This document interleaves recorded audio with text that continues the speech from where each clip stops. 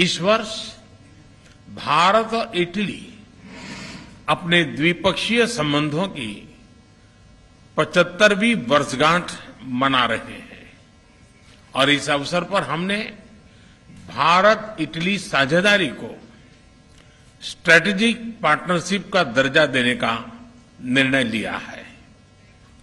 हमने अपने आर्थिक संबंधों को और सुदृढ़ करने पर जोर दिया। हमारे मेक इन इंडिया और आत्मनिर्भर भारत अभियान से भारत में निवेश के अपार अवसर खुल रहे हैं। हमने renewable energy, green hydrogen, IT, semiconductors, telecom, space जैसे क्षेत्रों में सहयोग बढ़ाने पर विशेष जोर दिया। भारत और इटली के बीच एक स्टार्टअप ब्रिज की स्थापना की घोषणा आज हम कर रहे हैं, जिसका हम स्वागत करते हैं। फ्रेंड्स, एक और क्षेत्र है जो दोनों देश एक नया अध्याय शुरू कर रहे हैं और वो है रक्षा सहयोग का। भारत में डिफेंस मैन्युफैक्चरिंग सेक्टर में को प्रोडक्शन एंड को डेवलपमेंट के अवसर बन रहे हैं, जो दोनों देशों के लिए लाभदायक हो सकते हैं। हमने दोनों देशों की सेनाओं के बीच नियमित रूप से ज्वाइंट एक्सरसाइज और ट्रेनिंग कोर्सेज आयोजित करने का भी निर्णय लिया। आतंकवाद और अलगाववाद के खिलाफ लड़ाई में भारत और इटली कंधे से कंधा मिलाकर चल रहे हैं। हमने इस सहयोग को और मजबूत करने पर विस्तार पूर्वक चर्चा की। फ्रेंड्स, भारत और इटली के बीच सदियों पुराने सांस्कृतिक और पीपल टू पीपल संबंध है। हमने वर्तमान समय की अवस्था का अनुसार इन संबंधों को एक नया स्वरूप और नई ऊर्जा देने पर विचार विमर्श किया। दोनों देशों के बीच migration and mobility partnership agreement पर चर्चा चल रही, उस पर जो चल रही वार्ता का विशेष महत्व है। इस समझौते के शीघ्र समापन से हमारे पीपल टू पीपल रिश्ते और सुदृढ़ होंगे। हमने दोनों देशों के उच्च शिक्षा संस्थानों के बीच सहयोग को बढ़ावा देने पर भी बल दिया। भारत और इटली के संबंधों की 75वीं वर्षगांठ मनाने के लिए हमने एक एक्शन प्लान बनाने का निर्णय लिया। इससे हम दोनों देशों की विविधता, इतिहास, science and technology, innovation, sports और अन्य क्षेत्रों में उपलब्धियों को वैश्विक पटल पर शोकेस कर सकेंगे। फ्रेंड, कोविड महामारी और यूक्रेन संघर्ष से उत्पन्न फूड, फ्यूल और फर्टिलाइजर के क्राइसिस से सभी देश प्रभावित हुए हैं। विकासशील देशों पर इनका विशेष रूप से नकारात्मक प्रभाव पड़ा है। हमने इस बारे में अपनी साझा चिंता व्यक्त की।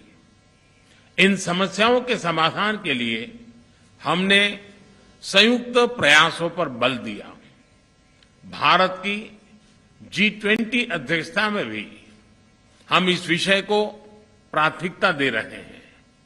यूक्रेन संघर्ष के शुरुआत से ही भारत ने यह स्पष्ट किया है कि इस विवाद को केवल डायलॉग और डिप्लोमेसी के जरिए ही सुलझाया जा सकता है और भारत किसी भी शांति प्रक्रिया में योगदान देने के लिए पूर्ण रूप से तैयार है। हम इंडो पैसिफिक में इटली की सक्रिय भागीदारी का भी स्वागत करते हैं।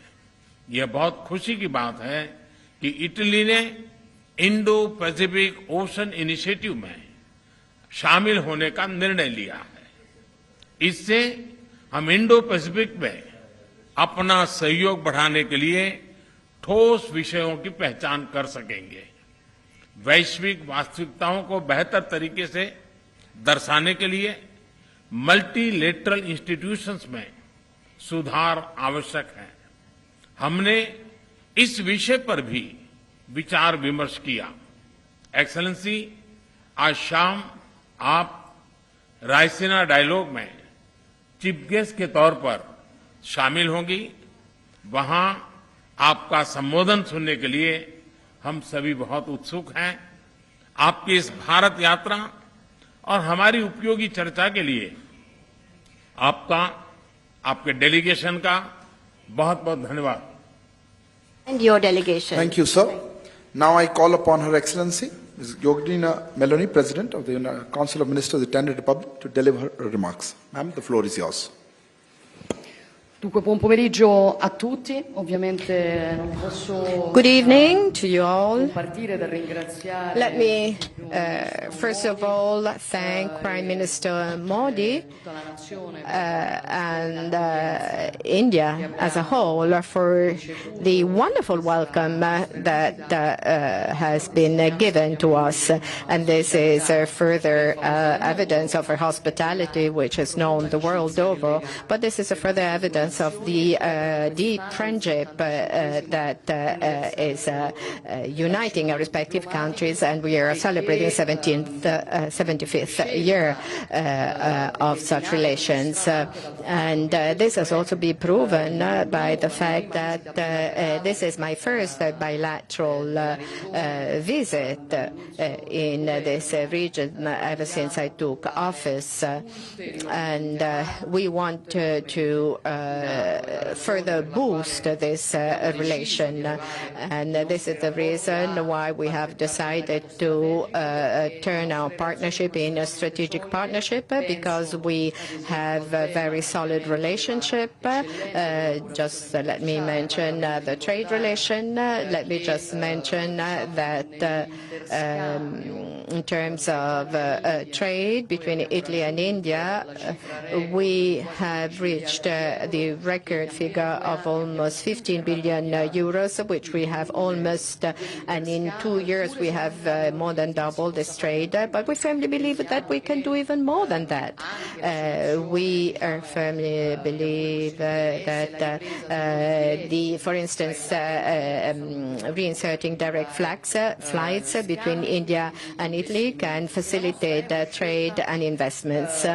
And this is a strategic choice that we are making here, because, as you know, the Italian government has decided to project intense activism in the Mediterranean Sea. And when we talk about the enlarged Mediterranean, this means that it also includes this area, because the Mediterranean Sea is interconnected with Indo-Pacific, and we want to further increase this interconnection. We have many similarities. We are two peninsulas. We are 2,000-old tradition, relatively younger states, regions which have hard fought for their independence, for their freedom. So I think that there are many elements which bring us close to each other for the preservation of identity, which is one of the basic conditions to preserve the rights of one's own people. So there's a lot to be working on together, starting from some sectors where we want to enhance our cooperation. Let me mention defense, which was mentioned by the Prime Minister, and energy security. India has set up major objectives in this connection. India wants to work in terms of energy coming from renewables, and I think this is a very smart decision, and this is a sector wherein we can cooperate, and we have full convergence on this. And then we have to mention digital transition. We are working on very important projects which are connecting our two respective countries on this. And then emerging technologies, cybersecurity, space.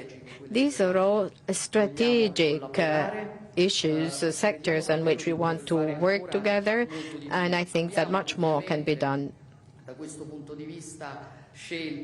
We, as the Prime Minister was saying, we have decided to adhere to the Indo-Pacific Oceans Initiative, and we have done so because we firmly believe that in an international scenario, which has to be based on rules of respect of sovereignty and territorial integrity, it is very important to guarantee stability and the vision of an Indo-Pacific which is open and respectful of the rules of sovereignty and of integrity of the nations. And this now brings me to another topic, the major shock that nations have been facing, the pandemics, and today the international crisis with the Russian aggression on the Ukraine, the impact on world security, the world order which is based on rules, and food security,